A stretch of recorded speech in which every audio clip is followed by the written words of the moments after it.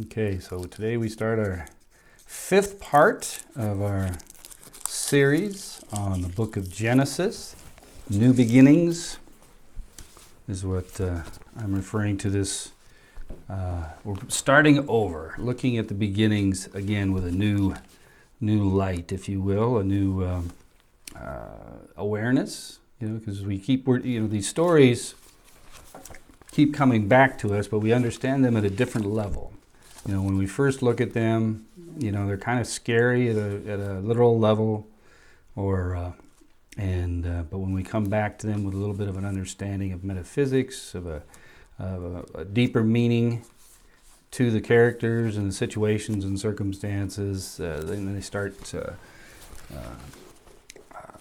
We start understanding them as our own journey, if you will. That this is our journey towards awareness, conscious awareness of ourselves as individuals, where we ate of the fruit of the tree of the knowledge of good and evil, and we stepped out of the garden, became aware of ourselves as it says that we had no clothes on, that we were naked.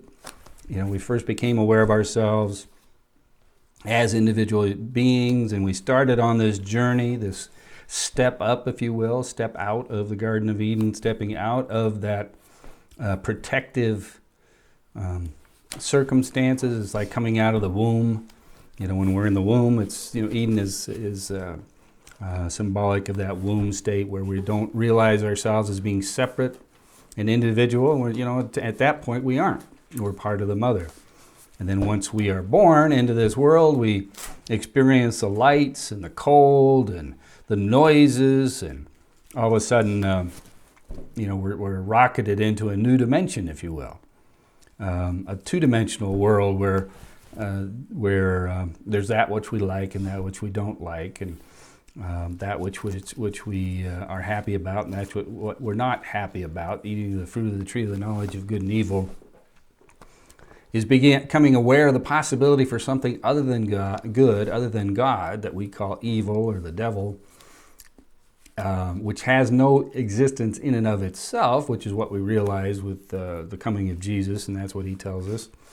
That this, in fact, it wasn't until later on, after the captivity in Babylon, that the Israelites started thinking of there being a separate being. That there was just God, and God was good, and brought us good or evil as depending upon our natures, or if he felt like it. That's kind of some of these old stories in the book of Genesis. And there's also so then we became aware of ourselves as individuals. I was starting to go down another rabbit hole there, and my mind keeps going off to the side. It's easy to do. Yeah.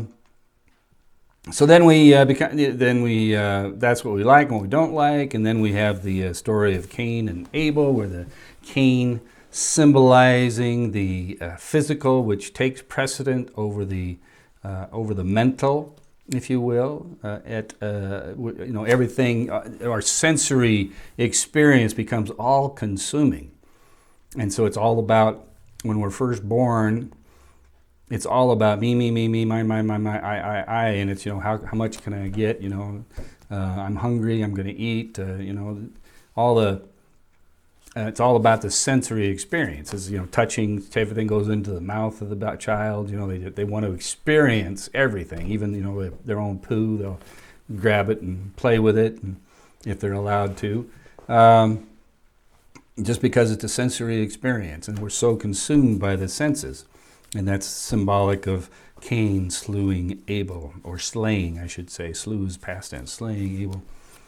And then we have the story that we got into last time, the Noah and the flood, and the ark symbolizing that aspect of our consciousness that lifts us above the negativity, lifts us above the facts and circumstances of our lives. That's that faith faculty, or our conscious awareness of the presence of God, that lifts us up. Noah was found to be righteous amongst all the world, and was given this opportunity.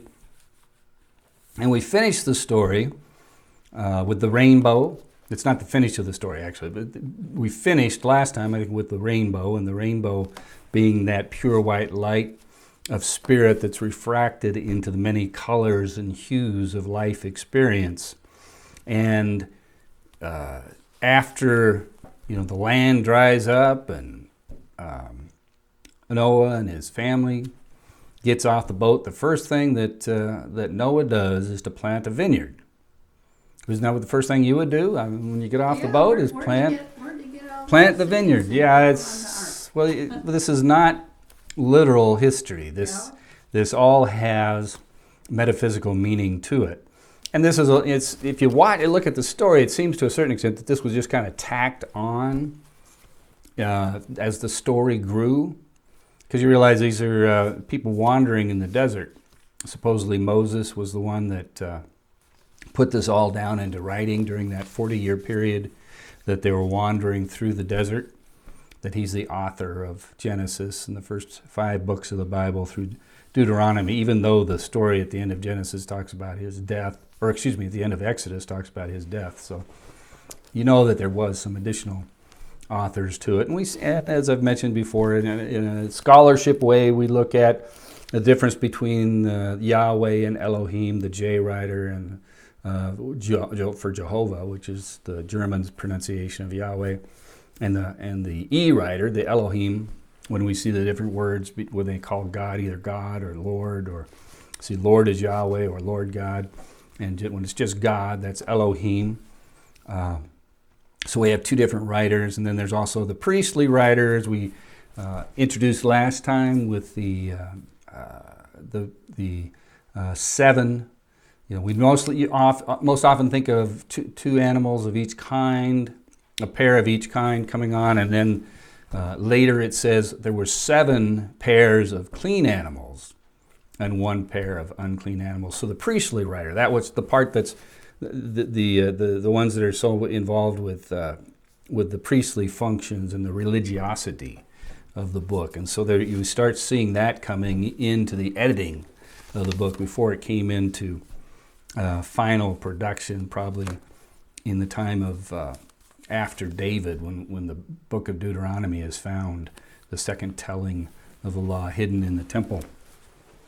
So that's Moses, who's somewhere in the neighborhoods of 14 to 1600 BC, and David, who's closer to 1000 BC.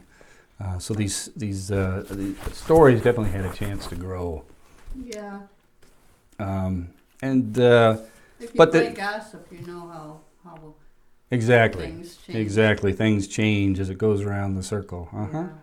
So planting of the vineyard. Now this is kind of an exciting story. What does he do? First thing he does is he plants a vineyard, and the next thing that happens is he gets drunk. So there's how long does it take to grow a vineyard?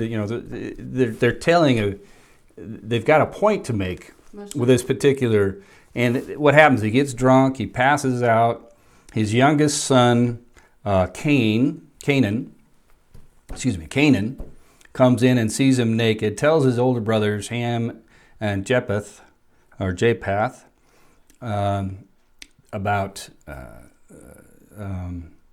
their father being naked, and so the other 2 grab a cloak and back in so they don't see him and cover him up. And so then when Noah wakes up, what does he say? Well, I know what my youngest son Canaan has done to me. He looked. Because he looked. Yeah. Right? He saw him naked. And so that was somehow a grievous offense, so grievous that he goes on and says that Canaan will be, let me read it exactly as it is in here.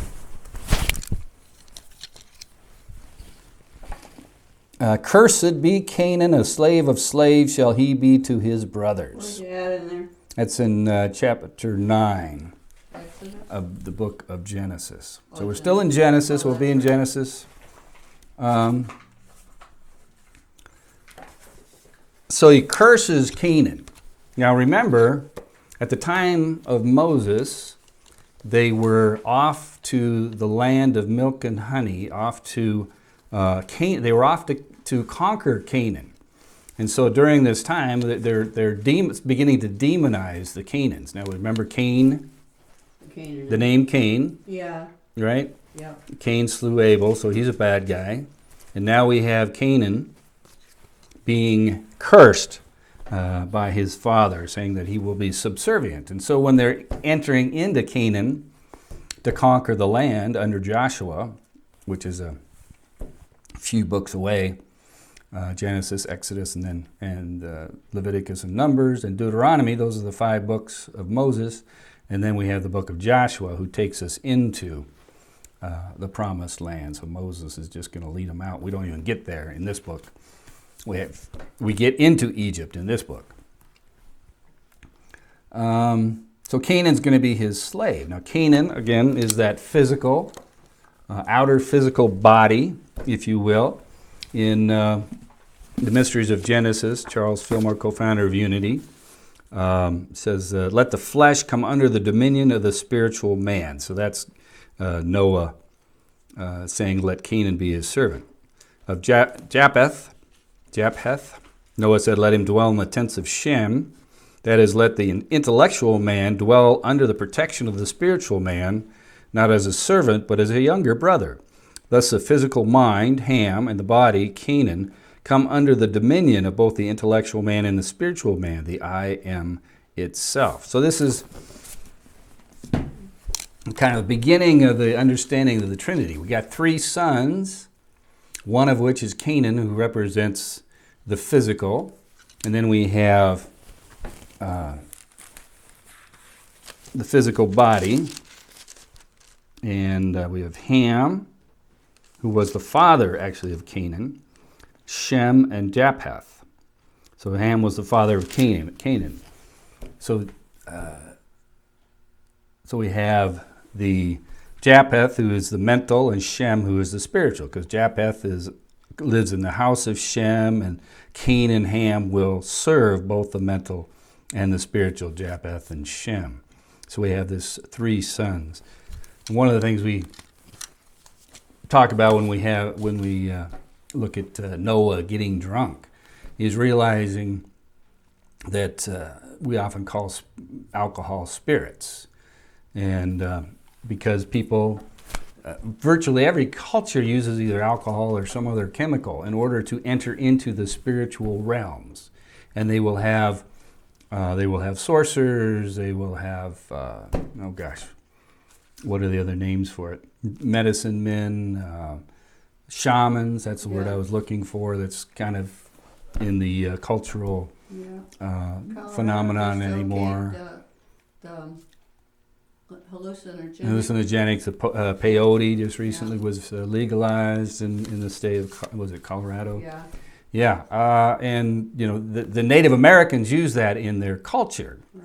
They don't do it every weekend or every night, but during their spiritual passage. I'm trying to remember the name. Their vision quest is another word for it, I believe. So during that particular spiritual experience, and then of course the shamans will do it occasionally when they're trying to call forth a vision to lead the people. But here we have Noah getting drunk and using the spirits inappropriately. I remember Eric Butterworth back in his book Discover the Power Within You talks about, he was writing in the 60s when LSD was becoming popular, and he talks about LSD being a doorway into a different level of consciousness. Problem is that it's a chemically induced, and it's not a permanent connection. Yeah. It's a poor substitute for direct spiritual contact, and that's our opportunity. So here we have, a shortcut, if you will, Noah drinking of the wine, and it's pretty obvious that it's not. It's not a shortcut, if you will, that it's not the preferred method. Why did they use it if they're not going to? I mean, it alters your consciousness a little bit if you just take a little bit. Right. But it's seductive. Yeah. It's seductive. It's like this physical experience. Cain slaying Abel. He was seduced into believing that he was that he was stronger and mightier and better than his brother, but his brother got the acknowledgement when he didn't. We can understand when we don't. That was the first murder. That didn't have anybody saying, you do not kill. That doesn't come until the book of Exodus, which is, 1,000 years later at least. Yeah. So how do we know? Well, we experience it, and then we know that that's not right. That's kind of how we tend to learn the best, is through experience. Somebody telling us, okay, yeah, right, it's okay, yeah, I get it. But then until we've actually experienced it, then we don't. That's when we really get it. Somebody can tell us all day about flying an airplane, and we can understand the aerodynamics, and we can even sit in simulators. But until you actually get into a plane and feel all the forces of nature working upon the plane, you're never going to truly know how to fly a plane. Or didn't I? Okay. I guess I must not have liked it. Must not have.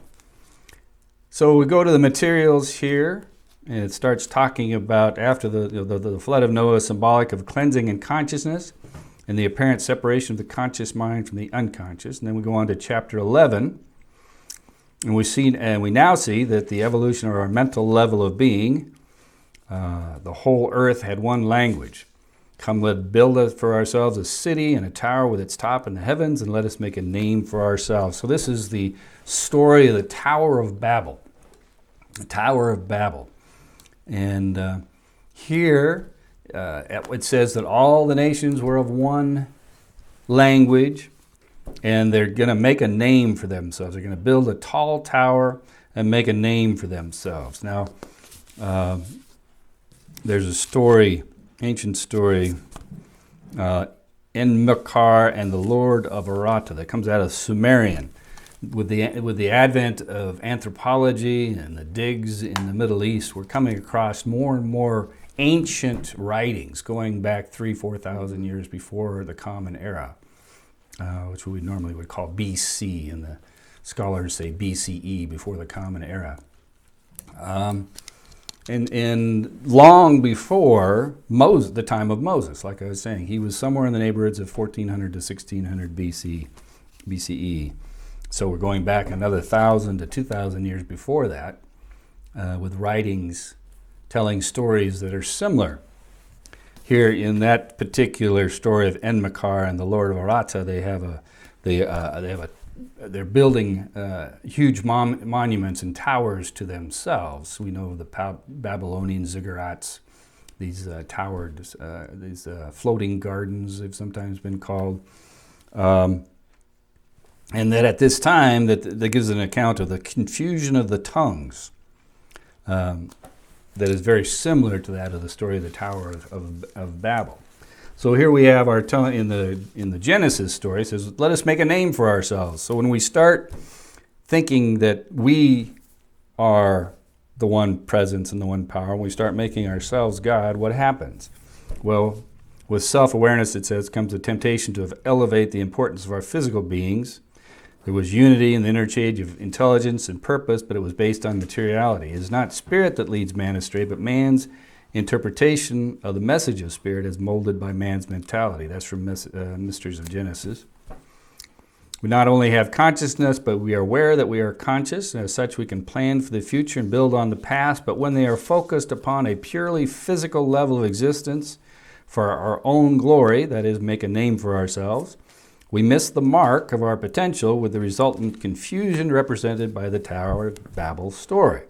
So if you remember the story, they build this tower, and they say that we're going to make a name for ourselves, and the gods look at that and say, oh my gosh, they're speaking one language, and they're building this huge tower up to the heavens. I mean, if they get their minds, they could do anything. We need to do something to stop this, so we're going to cause them to speak different languages.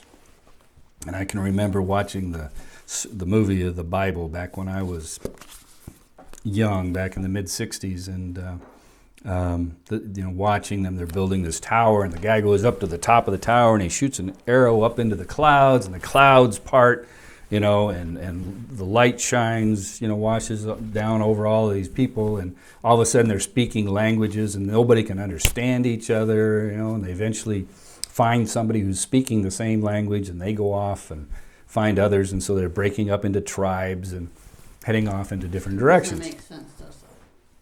Well, it's an explanation. It's answering the question why, which this pamphlet, that's the name of the pamphlet. Why? Because all these stories answer a question. Why? Why do we speak different languages? If we all came from Adam and Eve, and we all came from Noah and his 3 sons and 3 wives, their 3 wives, and Noah's wife, from these 8 people, and we all spoke a common language. Why do we now have people? Because the Assyrians would speak a different language than the Babylonians, and the Israelites spoke a different language from the Chaldeans, and the Egyptians spoke a different language. They're all within a trade distance. Why is it that we all speak different languages? Well, back in the day, they thought that they could build a tower, so they're telling a story to answer a question. Why? And so that's where this particular story comes from. Yeah, thunder is God rolling stones. Thunder is God's rolling stones, and lightning is God throwing spears of lightning down at the earth, and all that wonderful stuff. So they made up stories. Mm-hmm. So in chapter 11, they were scattered across the face of the planets. It would go on with the reading here. When we draw together all the resources of our consciousness, we accomplish anything.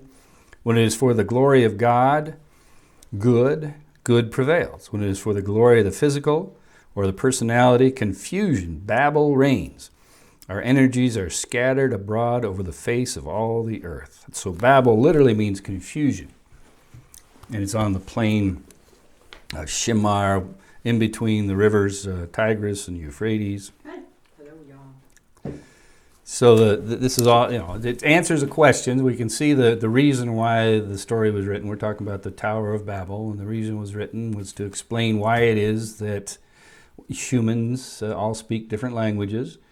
And spiritually, we can understand that as we go after our own glory, we tend to cause confusion and chaos around us and within us. But when it's for God's glory, then all things will work together for good. So the rest of chapter 11 follows the genealogy to Abram. Terah, who is the father of Abram. Abram's, the head of the patriarchs. You got Abraham, Isaac, and Jacob are the 3 patriarchs. So when we talk about our fathers, when the Israelites would later talk about our fathers, they're talking about Abraham, Isaac, and Jacob. So Abraham, whose original name was Abram. Okay, so Terah is headed to the land of Canaan, but stops short in Haran. Canaan is the promised land of the Hebrews. Terah represents that which is in us, which is aware of this promised land, new way of living, but has not the strength to follow through. It is through Abraham, the strength of faith and spirit, that we fulfill our calling into the promised land. So we're setting up the rest of the story, if you will, where we come into what we start calling a more historical period. This is all prehistorical to some extent, but Abraham is really where the Hebrews start their lineage. As I was mentioning, when they talk about our fathers, they're talking about Abraham, Isaac, and Jacob. So this is where we're entering into the history of the Hebrew people, if you will. And we've entered out of the prehistory stories leading up through the Tower of Babel.